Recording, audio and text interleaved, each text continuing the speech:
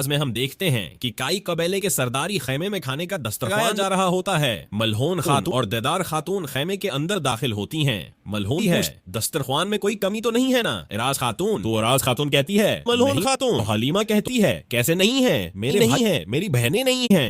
तो कहती है बिल्कुल, फातिमा खातून पहाड़ों से कब वापस आई, हमारी आंखें उन्हें तलाश कर रही हैं। मलहून कहती है जल्द ही, वो एक अहम काम रही है, आप जानती हैं कि वो काम को खत्म किए नहीं छोड़ती। हलीमा कहती है मेरी बहन आ जाना चाहिए, मैं अकेली शिकार पर नहीं जा सकती। मलहून कहती है जल्द ही तुम अपने साथ शिकार पर जाओगी, अपनी बहन के बिना तुम अकेली नहीं रहोगी। यह सुनकर हैरान होती है। तो मलहून कहती है तुम इतना हैरान क्यों हो? तुम्हें इस बात पर होना चाहिए कि मैंने पहले इसका जिक्र नहीं किया। तुम और फातिमा शादी के काबिल हो चुकी। देखार खातून जल्दी सरदारों की खवातीन को हमारे घर में दावत देंगी और मैं उनके बेटों से सबसे मुनासिब का इंतखाब करूंगी। तो हलीमा कहने लगती है मेरे बाबा, उसकी बात काटते हुए कहती है बिल्कुल फिक्र मत करो, बाबा भी ये जानते हैं और उन्होंने मंजूरी भी दे दी है तुम दोनों के लिए और तुम्हारे भाई अलाउद्दीन के लिए भी। और फिर इस दौरान कासिम और सुलेमान खाने के लिए खैमे के अंदर दाखिल होते हैं। देखकर देखार उन्हें प्यार करते हुए कहती है माशाअल्लाह, जब मैं इन्हें देखती हूँ ये और भी बढ़ते हैं। मलहून खातून माशाअल्लाह। इस दौरान उस्मान साहिब भी साथ वाले खैमे से बाहर निकलते हैं और देखार बात सुनकर कहते हैं वो बड़े होंगे और अजीम चिनार बनेंगे जो हमारे कबीले को खड़ा करेंगे बाबा और चाचा की तरह। चलो बैठो। और फिर सामने के दस्तरखान पर बैठ जाते हैं। कासिम सुलेमान अपने दादा के पास जाकर बैठ जाते हैं। उस्मान साहिब जब दस्तरखान देखते हैं तो पूछते हैं नीलूफर कहाँ है?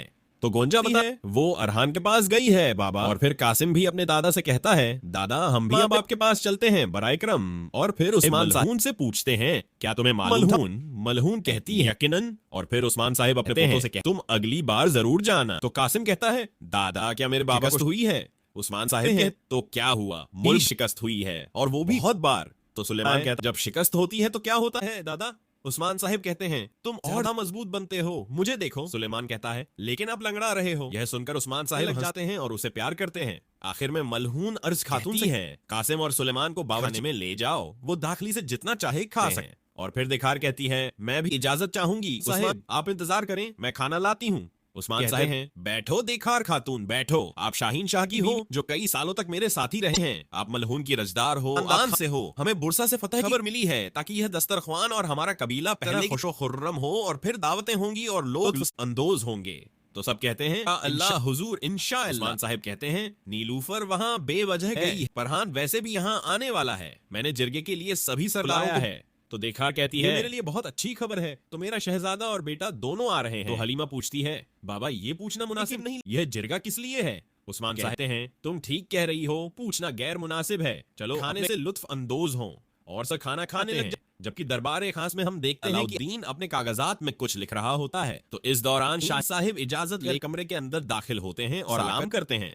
तो अलाउद्दीन साहिब कहते आइए शाहीन साहिब। शाहीन साहिब की नजर जब उस पर पड़ती है जिस पर अलाउद्दीन साहिब लिख रहे, तो अलाउद्दीन कहते हैं हर रोज चंद सतर ही सही मैं मसले के दौरान का अहवाल लिखता हूँ ताकि यह मुस्तक़बिल मेरे बच्चों के लिए यादगार और रहनुमा साबित हो। तो शाहीन साहिब कहते हैं आज लिखी जाने वाली सतर सबसे मुश्किल होंगी, हम सबके दिलों में की आग भड़क रही है, जाहिर है उस्मान साहिब में भी। बगैर किसी हासिल व हुसूल साहिब को खोने का गम ये वो जिरगा बुलाए हुए हैं। तो अलाउद्दीन साहिब कहते हैं क्या कहना चाहते हैं शाहीन साहिब? तो शाहीन साहिब हैं यह पेशरफ्त भलाई का पेश नहीं है अलाउद्दीन साहिब। अलाउद्दीन कहते हैं मेरे बाबा जंग और जिरगे दोनों में अपने दिमाग दिल को हम आहंग करने की माहिरत रखते हैं, आप तभी से उनके साथ हैं, मेरे जितना तो आप भी जान, क्या यह सच नहीं है?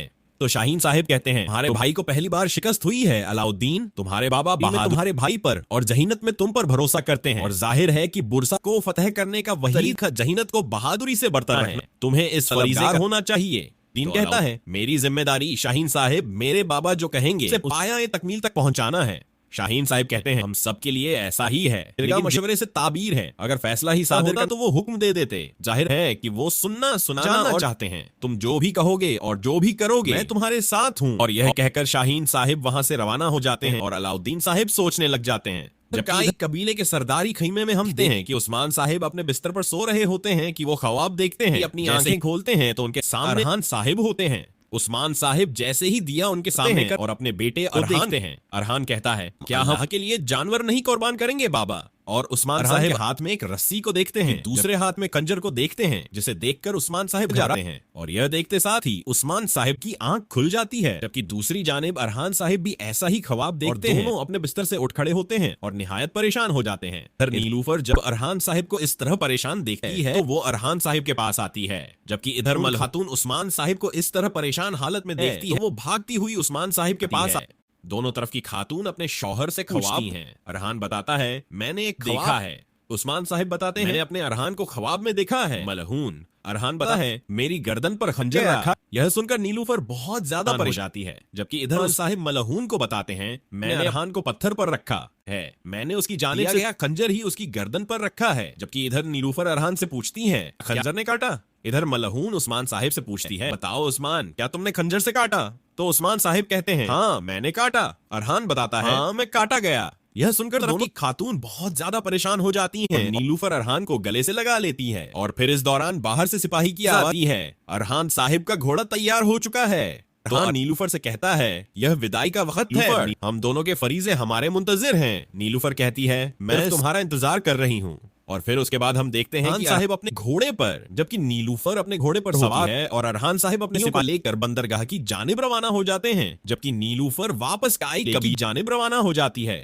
नाजिर फिर उसके बाद अगली सुबह हो जाती। हम समंदर के किनारे एक छोटी सी चिराग देखते हैं जहां पर 22 सिपाही गाड़ियों पर सामान लाद रहे होते। अरहान साहिब अपने सिपाहियों के हमरा पहुंच जाते हैं और चुपके से उन्हें देखते हैं। दुंदर पूछता है हमारा यहाँ क्या काम है हुजूर? अरहान कहता है हमारी आंखें और कान हर हैं। काफिर यह जानते हैं वो बंदरगाहों को तार के इस्तेमाल नहीं कर सकते, वो दिन के वक्त दरवाजा खोलने का खतरा नहीं ले सकते। हम उन्हें देख रहे हैं, वो आज रात यह काम खत्म कर देंगे। तो बालाबान कहता है उन्हें रात को सही जगह पर अंदाज होने के लिए चिराग की जरूरत है, चिराग खाना जैसी किसी चीज की।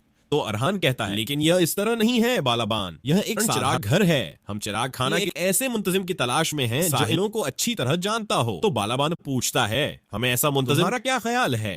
तो खालिल कहता है चिराग खाना में। कहता है बिल्कुल, अब देखते हैं कि क्या यह सच है। इस नजर चिराग खाना से निकलते हुए शख्स पर पड़ती है जिनके साथ बहुत से बाइजेंटाइन सिपाही भी होते हैं। और फिर अरहान साहिब दुंदर और बालाबान से कहते हैं चलो शाबाश। दुंदर और बालाबान उठकर चले जाते हैं, जबकि अरहान साहिब और बाकी सिपाही दूसरी जानिब और इस तरह आगे और पीछे दोनों अतराफ से बाइजेंटाइनी सिपाहियों पर हमला देते हैं और अपने तीरों के निशाने उन पर तान कर उन्हें मौत के घाट उतार देते हैं। बाकी बच जाने वाले बाइजेंटाइनी सिपाहियों पर दुंदर और बालाबान हमलावर हो जाते हैं। दोनों बहुत ही जल्द मौत के घाट उतार दिए जाते हैं। दो बाइजेंटाइनी सिपाही चिराग खाना की हिफाजत कर रहे होते हैं तो अपने तीरों के निशाने से उन्हें भी के घाट उतार देता है।